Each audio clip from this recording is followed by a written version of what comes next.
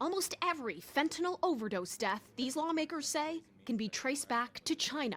It's estimated that 97% of illegal fentanyl entering the U.S. comes from the People's Republic of China. In a new report, the House Select Committee on the Chinese Communist Party says the CCP incentivizes Chinese drug makers to export fentanyl precursor chemicals. And though officials there take steps to prevent the sale of these drugs within China, they do almost nothing to stop its companies from selling to other countries, especially the U.S. It's killing more than 150 people every day, according to the CDC's latest data. It's outright murder. Paula Young of New Bedford, Massachusetts, agrees. 2 years ago, her 33-year-old son Andrew was given marijuana from someone he knew who told him it was from a dispensary.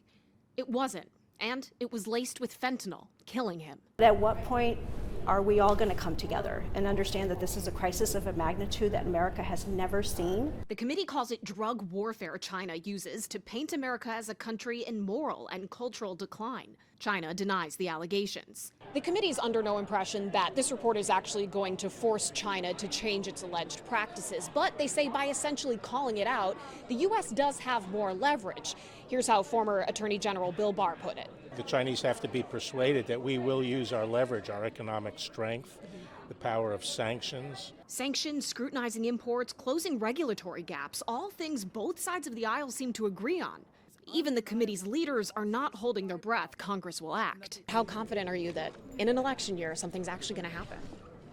You know, I think that the urgency of the moment demands action. You know, this week we're going to be voting on what could be the last major bills of this Congress. Young says her elected officials often leave her disappointed, but she's not letting up. We can't save our children, but we are doing everything we possibly can to save yours. On Capitol Hill, I'm Atra El-Nashar reporting.